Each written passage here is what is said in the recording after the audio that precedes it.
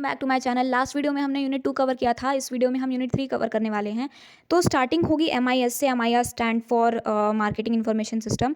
तो यूनिट 3 जो है वो बहुत ही शॉर्ट है, क्योंकि कंपेयर मैंने किया है यूनिट 1 to 5। मैंने जहाँ तक देखा है यूनिट 1 and 5 ज़्यादा लॉन्ग है, एंड अगर हो सके तो मुझे यूनिट 5 के लिए भी 4 पार्ट लाने पड़ जाएँ, क्योंकि यूनिट 5 जो है वो बहुत लेंदी है। ठीक है, अगर देखा जाए तो सबसे शॉर्ट यूनिट आपके सिलेबस में यूनिट 3 ही है, तो इस ही पार्ट में ही सारा कुछ कवर हो जाएगा यूनिट 3 का, एंड इस एक वीडियो में ही यूनिट 3 मैं ख़त्म कर दूंगी आज ही।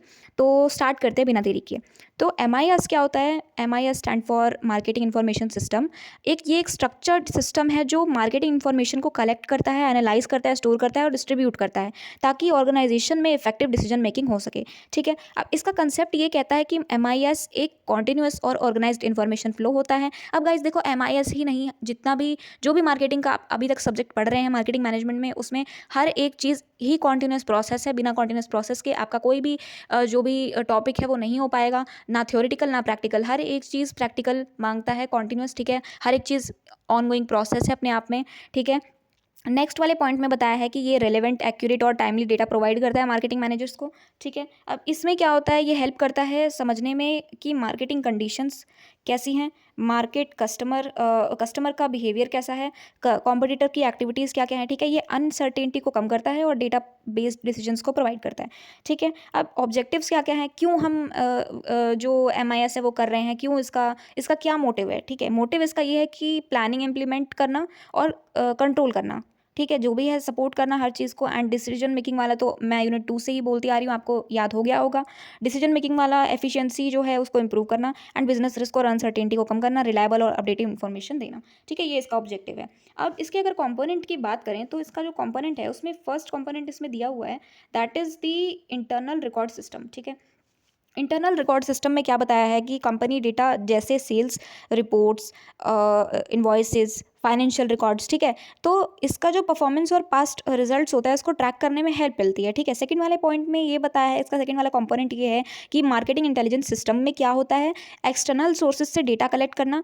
ठीक है, ये डेटा को कलेक्ट करता है, जैसे कि कॉम्पिटिटर्स के, ट्रेंड्स के, रिपोर्ट्स के। ठीक है, अब ये क्या करता है कि जो मार्केट में जो भी चेंजेस होते हैं उसको समझने में हेल्प करता है। थर्ड कंपोनेंट इसका ये कहता है मार्केटिंग रिसर्च सिस्टम। इसमें जो भी सर्वेज किया जाता है, इंटरव्यूज़ किया जाता है, ऑब्जर्वेशन किया जाता है, इस उसके ऑब्जर्वेशन से स्पेसिफिक डेटा कलेक्ट करता है। ठीक है, पर्टिकुलर जो भी मार्केटिंग की जो प्रॉब्लम्स होती है उसको सॉल्व करता है। ठीक है, अब इसका जो फोर्थ वाला कंपोनेंट है उसमें ये बताया है कि मार्केटिंग डिसीजन सपोर्ट सिस्टम क्या है। अब इसको मैं शॉर्ट फॉर्म में MDSS यूज़ करूँगी, क्योंकि ये बहुत लॉन्ग है बोलना। जो भी ये मार्केटिंग डिसीजन सपोर्ट सिस्टम है, ये इसको बोलना थोड़ा लॉन्ग है, तो मैं MDSS से डिनोट करूँगी। ठीक है, तो इसमें क्या होता है, एनालिटिकल जो टूल्स होते हैं और मॉडल्स होते हैं उसका यूज़ किया जाता है बेटर डिसीजन मेकिंग और फोरकास्टिंग में हेल्प करने के लिए। और इसके फंक्शंस देखो क्या क्या होते हैं MIS के। तो फंक्शंस में first is the collects data. ठीक है, इंटरनल और एक्सटर्नल सोर्सेज से डेटा कलेक्ट करता है, इन्फॉर्मेशन को प्रोसेस और ऑर्गेनाइज करता है, फ्यूचर के लिए डेटा स्टोर करता है, मैनेजर्स को इन्फॉर्मेशन डिस्ट्रीब्यूट करता है, और प्लानिंग और डिसीजन मेकिंग को सपोर्ट करता है। करेक्टरिस्टिक्स क्या करेगा? अब गाइस देखो, जो भी डेफिनेशन है ना, वही करेक्टरिस्टिक्स, नेचर, कंपोनेंट्स, फीचर्स उस सब में आ जाता है। ठीक है, तो करेक्टरिस्टिक्स क्या क्या है, कॉन्टिन्यूस सिस्टम है, रेगुलर डेटा फ्लो है, एक्यूरेट और रिलायबल है ये, और इसके साथ साथ ये रेलेवेंट भी है डिसीजन मेकिंग के लिए। ठीक है, और टाइमली इन्फॉर्मेशन डिलीवरी करता है, ये सब डिपार्टमेंट्स के साथ इंटीग्रेटेड है। इंपॉर्टेंस क्या क्या है, क्यों कर रहे हैं, मैनेजर्स को फास्ट और बेटर डिसीजन लेने में हेल्प करता है, ये अनसर्टेनिटी और रिस्क को कम करता है। ठीक है, सब में यही है गाइस कि रिस्क को कम करना, टाइम को बचाना, ऑनगोइंग प्रोसेस, डिसीजन मेकिंग में हेल्प करना, ये सब में एक ही चीज़ है। ठीक है, कंट्रोल करना, प्लानिंग और कंट्रोल इंप्रूव करना, कस्टमर्स और मार्केट को बेटर समझने में हेल्प होना, कॉम्पिटिटिव एडवांटेज देना। इसके एडवांटेजेस क्या क्या है MIS के? एडवांटेज में ये रहेगा कि इन्फॉर्मेशन का क्विक एक्सेस होना। ठीक है, ये इसका एडवांटेज है, पहला एडवांटेज। ठीक है, सेकंड एडवांटेज में ये बताया है, इंप्रूव करता है एफिशिएंसी को, प्रोडक्टिविटी को, स्ट्रैटेजिक टैक्टिकल डिसीजन लेने में सपोर्ट करता है, अपॉर्चुनिटीज और थ्रेट जो होते हैं उसको आइडेंटिफाई करने में हेल्प करता है। ठीक है, लिमिटेशंस इसकी क्या क्या है MIS की? कि फर्स्ट है कि ये हाई कॉस्ट है, इंस्टॉलेशन और मेंटेनेंस में थोड़ी हाई कॉस्ट आती है। सेकंड, इसकी स्किल्ड स्टाफ की नीड होती है। थर्ड, टेक्नोलॉजी पर डिपेंड करता है सब कुछ। एंड फोर्थ, गलत डेटा से गलत डिसीजन भी हो सकते हैं। तो MIS बेसिकली बोला जाए तो marketing information system is the backbone of the marketing decisions, as it provides timely information for effective planning and control. ठीक है, मार्केटिंग डिसीजन का बैकबोन है ये, क्योंकि ये एक्यूरेट टाइमली इन्फॉर्मेशन प्रोवाइड करता है। अब देखते हैं सीआरएम क्या है। सीआरएम तो गाइज आपने जब आप बीकॉम में होंगे तो आपने पढ़ा होगा सीआरएम क्या है। बिजनेस लॉ के अंदर भी पढ़ा होगा आपने, प्रिंसिपल ऑफ मार्केटिंग सब्जेक्ट है उसमें पढ़ा होगा, एचआरएम ह्यूमन रिसोर्स मैनेजमेंट उसमें भी पढ़ा होगा आपने। एंड फाइनली अब आप एमबीए में आ गए हैं तो एमबीए में भी अब आप पढ़ रहे हैं कि कस्टमर रिलेशनशिप मैनेजमेंट क्या होता है। तो कस्टमर रिलेशनशिप मैनेजमेंट एक स्ट्रैटेजी और सिस्टम है जो कंपनी को करेंट और पोटेंशियल कस्टमर्स के साथ रिलेशनशिप मैनेज करने में हेल्प करता है, ठीक है, ताकि लॉन्ग टर्म जो रिलेशनशिप है और कस्टमर सेटिस्फैक्शन है उसको वो बढ़े। इसका कंसेप्ट ये कहता है कि कस्टमर सेंट्रिक अप्रोच फोकस करे, ठीक है, कस्टमर सेंट्रिक अप्रोच फोकस करे, एम्स करता है ये कस्टमर को अट्रैक्ट करना, रिटेन और डेवलप करना, ठीक है, डेटा और टेक्नोलॉजी का यूज़ करना, डेटा और टेक्नोलॉजी का यूज़ करता है ये। गोल जो इसका होता है लॉयल्टी और लाइफ टाइम वैल्यू बिल्ड करना, ठीक है। ऑब्जेक्टिव्स क्या क्या रहता है सीआरएम का, कि जो भी कस्टमर सेटिस्फैक्शन है वो इंप्रूव हो, कस्टमर रिटेंशन बढ़े, कस्टमर की लॉयल्टी एनहेंस हो, customer life time value maximize करना, सर्विस देना, ठीक है। अब इसके कंपोनेंट्स क्या क्या रहेंगे, कंपोनेंट्स ऑफ एचआरएम देखते हैं, सीआरएम सॉरी। तो कंपोनेंट्स ऑफ सीआरएम में ये बताया है कि जो यहाँ पे ऑपरेशनल सीआरएम है उसका फर्स्ट पॉइंट ये रहेगा कि डेली इंटरेक्शन किस तरह से करना है। डेली इंटरेक्शन में सेल्स मार्केटिंग सर्विस हो गया, ठीक है, वो कैसे करना है। यहाँ पे आपका प्रोसेस ऑटोमेशन इंक्लूड होता है, ठीक है। सेकंड वाले पॉइंट में सेकंड वाला जो कंपोनेंट है वो कहता है एनालिटिकल सीआरएम के बारे में, जिसमें कस्टमर डेटा एनालाइज करता है और बाइंग पैटर्न्स और प्रेफरेंसेस समझने में हेल्प करता है, ठीक है। थर्ड वाले सीआरएम में क्या बताया है, कोलैबोरेटिव सीआरएम में, कि डिपार्टमेंट्स के बीच कम्युनिकेशन इंश्योर करता है ये और यूनिफाइड कस्टमर एक्सपीरियंस देता है।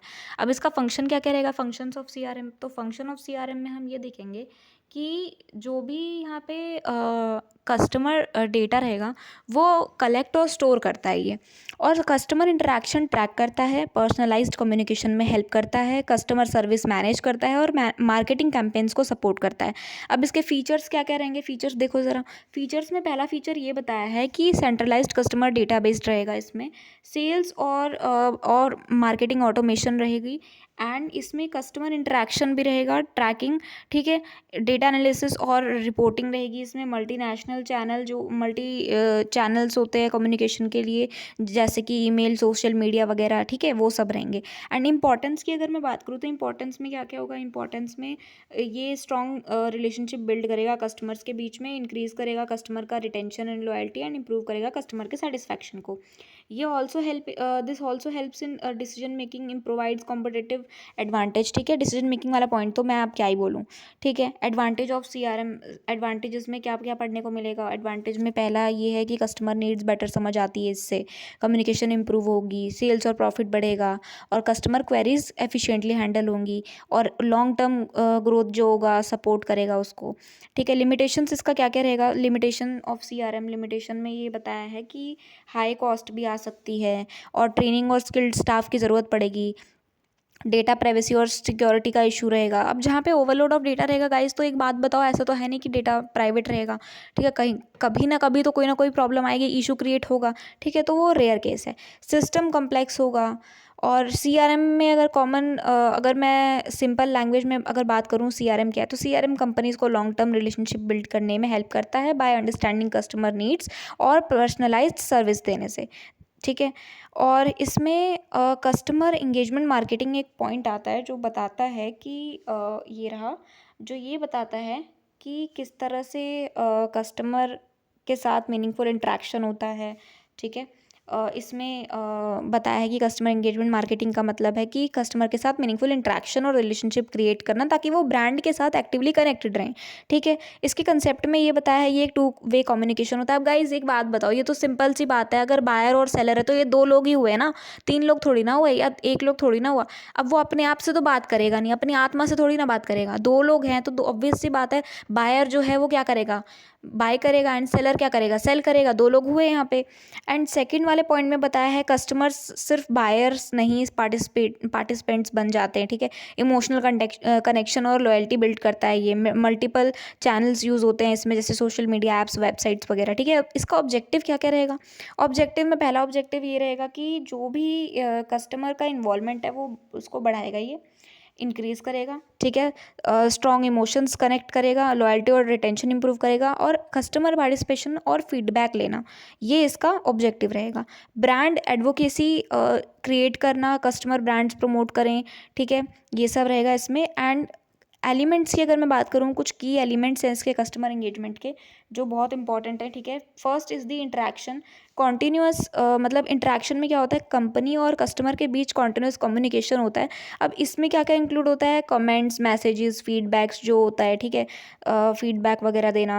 Next is the personalization, personalization में क्या होता है, इसमें कस्टमर की प्रेफरेंसेस के अकॉर्डिंग कस्टमाइज्ड कंटेंट और ऑफर देना, ठीक है, कस्टमर्स को वैल्यूड फील कराता है ये। एक्सपीरियंस वाला जो पॉइंट है इसमें ये बताता है कि जो भी पॉजिटिव और मेमोरेबल कस्टमर होता है उसका एक्सपीरियंसेस क्रिएट करना ऑनलाइन और ऑफलाइन प्लेटफॉर्म्स पर, ठीक है।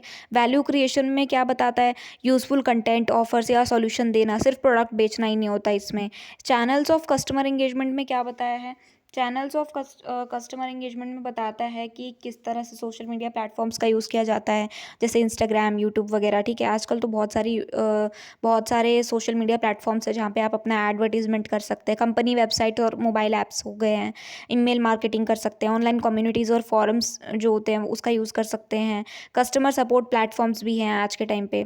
And functions of customer engagement marketing क्या रहेगा इसका फंक्शन, तो फंक्शन में कस्टमर के साथ कॉन्टिन्यूस कम्युनिकेशन बिल्ड करता है ये, और इसके साथ ही एनकरेज करता है कि फीडबैक और पार्टिसिपेशन किस तरह से होगा, ब्रांड रिलेशनशिप्स को जो होगा उसको स्ट्रॉन्ग करता है, कस्टमर इन्वॉल्वमेंट और सेटिस्फैक्शन बढ़ाता है ये। इंपॉर्टेंस क्या रहेगा CEM का, जो कि कस्टमर इंगेजमेंट मार्केटिंग है, मैं इसको शॉर्ट फॉर्म में CEM बोल रही हूँ, ठीक है, ताकि ज़्यादा टाइम ना लगे। तो फर्स्ट इसका ये रहेगा, लॉन्ग टर्म रिलेशनशिप बिल्ड करेगा, कस्टमर लॉयल्टी ट्रस्ट बढ़ाएगा, ब्रांड इमेज और रेपुटेशन इंप्रूव करना, कस्टमर रिटेंशन बढ़ाना, कॉम्पिटिटिव एडवांटेज देना, ठीक है। ये सब मतलब सिंपल एंड रिपीटेटिव पॉइंट्स है जो आप लिख के आ सकते हैं एग्जाम में।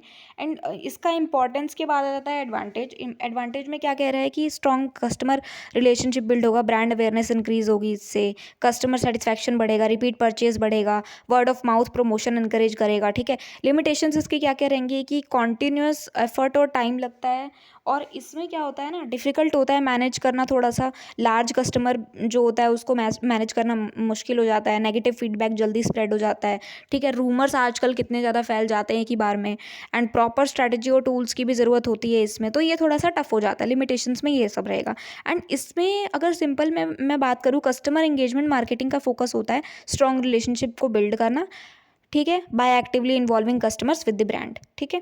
अब इसमें SFA एक रोल प्ले करता है। SFA क्या है वो समझते हैं। SFA सेल्स फोर्स ऑटोमेशन है। सेल्स फोर्स ऑटोमेशन का मतलब है सॉफ्टवेयर और टेक्नोलॉजी का यूज़ करके सेल्स एक्टिविटीज़ को ऑटोमेट करना, और इसमें क्या होता है, कस्टमर इंटरेक्शन मैनेज करना होता है, और सेल्स टीम की एफिशिएंसी और प्रोडक्टिविटी को बढ़ाता है, ठीक है।